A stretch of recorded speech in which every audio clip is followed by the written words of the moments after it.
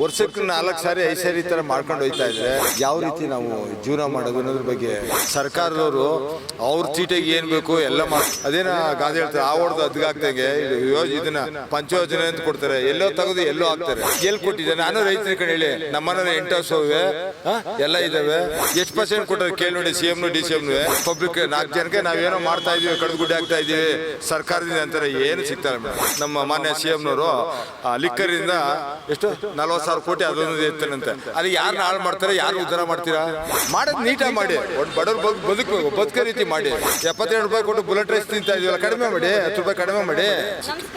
ನಮಸ್ಕಾರ ಮೇಡಮ್. ನಮಸ್ಕಾರ. ಏಪ್ರಿಲ್ 1ನೇ ತಾರೀಕಿಂದ ಕ್ಯಾಬಿನೆಟ್ ತೀರ್ಮಾನ ಮಾಡಿದೆ, ಹಾಲಿನ ದರ ಏರಿಕೆ ಮಾಡಬೇಕು, ಅದು ಕೂಡ 4 ರೂಪಾಯಿ ಜಾಸ್ತಿ ಮಾಡಬೇಕು ಅಂತ. ಇದು ಸರಿನಾ ತಪ್ಪಾ?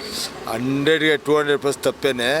ವರ್ಷಕ್ಕೆ 4 ಸಾರಿ 5 ಸಾರಿ ಈ ಥರ ಮಾಡ್ಕೊಂಡು ಹೋಗ್ತಾ ಇದ್ರೆ ಜನಗಳ ಪಬ್ಲಿಕ್ಕುಗಳಲ್ಲಿ ಮತ್ತು ಫ್ಯಾಮಿಲಿ ಮೇಂಟೈನ್ ಮಾಡೋದು ಹೆಂಗೆ, ಯಾವ ರೀತಿ ನಾವು ಜೀವನ ಮಾಡೋದು ಅನ್ನೋದ್ರ ಬಗ್ಗೆ ಯೋಚನೆ ಮಾಡಬೇಕಾಗತ್ತಲ್ವ. ಸರ್ಕಾರದವರು ಅವ್ರ ಚೀಟಿಗೆ ಏನು ಬೇಕು ಎಲ್ಲ ಮಾಡ್ಕೊಂಡೈತೆ. ಒಂದು ಸವಲತ್ತು ಒಂದು ಏರ್ಸ್ತಾರೆ, ಒಂದು ಆ ಕಡೆದೇ ಆಗ್ತಾರೆ, ಈ ಕಡೆಯಿಂದ ಆಗ್ತಾರೆ. ಎಲ್ಲ ಬೆಳವಣಿಗೆಗಳು ನೋಡ್ತಾ ಇದೆಯಲ್ಲ. ಈಗ ಫ್ಯಾಮಿಲಿ ಮೇಂಟೈನ್ ಮಾಡಬೇಕು ಅಂದರೆ ಎಷ್ಟು ಕಷ್ಟ ಇದೆ. ಎಲ್ಲ ಒಂದು ರೈಟ್ ಆಗ್ಬೋದು, ಒಂದು ಕೆಳಮಟ್ಟದ ಸಣ್ಣ ಪುಟ್ಟ ಸಾಮಗ್ರಿಗಳಿಂದ ದೊಡ್ಡ ಸಾಮಗ್ರಿಗಳು ಎಷ್ಟು ತಗೋಬೇಕು ಅನ್ನೋದಕ್ಕೆ ಉದಾಹರಣೆಗಳು ಕಾಣ್ತಾ ಇದೆ ಇವರಲ್ಲಿ. ಅದೇನ ಗಾದೆ ಹೇಳ್ತಾರೆ ಆ ಹೊಡೆದು ಅದ್ಗಾಗ್ತಂಗೆ ಇದನ್ನು ಪಂಚಯೋಜನೆ ಅಂತ ಕೊಡ್ತಾರೆ, ಎಲ್ಲೋ ತೆಗೆದು ಎಲ್ಲೋ ಹಾಕ್ತಾರೆ. ಯೂಸ್ ಏನಿದೆ ಇದರಲ್ಲಿ? ಈಗ ಇವರು ಹೇಳ್ತಿರೋದು ಏನಂದ್ರೆ 4 ರೂಪಾಯಿ ನಾವು ಏನಕ್ಕೆ ಮಾಡಿದ್ದೀರಾ? ಎಲ್ಲಿ ಕೊಟ್ಟಿದ್ದೀರಾ? ನಾನು ರೈತರ ಕಡೆ ಹೇಳಿ ನಮ್ಮನೇಲಿ 8 ಹಸುವೆ ಎಲ್ಲ ಇದ್ದಾವೆ. ನಮ್ಮನೇಲಿ ಹಸುಗಳಿದೆ, ಎಮ್ಮೆಗಳಿದೆ. ನಾವು ರೈತರ ಮಕ್ಕಳನ್ನೇ. ನಮಗೂ ರೈತರದ್ದು ಏನು ಗೊತ್ತು?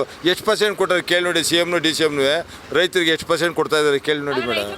ಕಣ್ಣಿಗೆ ಏನಿಲ್ಲ, ಮಣ್ಣು ಸುಮ್ಮನೆ ಮಣ್ಣು ಭ್ರಮೆ. ಈಗ ನಿಮ್ಮ ಚಾನಲ್ ಮುಂದೆ ಮಾತಾಡೋದು, ಪ್ರಶ್ನೆ ಮುಂದೆ ಮಾತಾಡೋದು, ಇವರೆಲ್ಲ ಹೈಲೈಟ್ಗೆ ಏನಲ್ಲಿ ಇವರೆಲ್ಲ ಸ್ಕೋಪ್ ತಗೊಳ್ಳೋಕ್ಕೆ ಹೈಲೈಟ್ ಆಗಬೇಕು.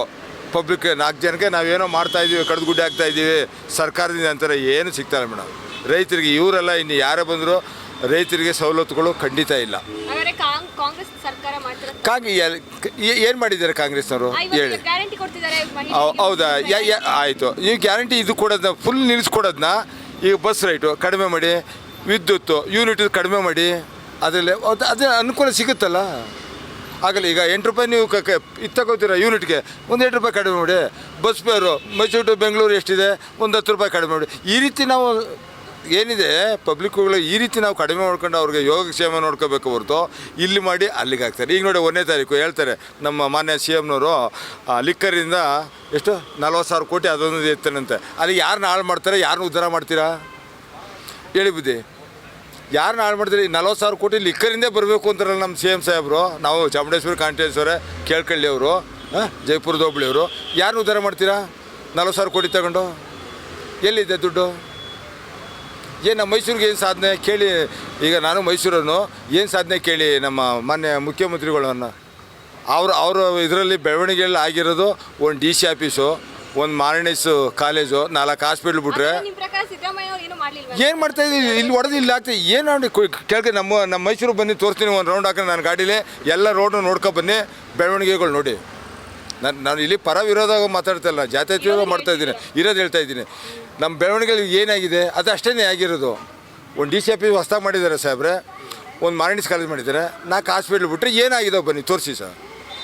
ಯಾಕೆ ನಾನು 40 ವರ್ಷದಿಂದ ಮೈಸೂರಲ್ಲೇ ಇರೋದು.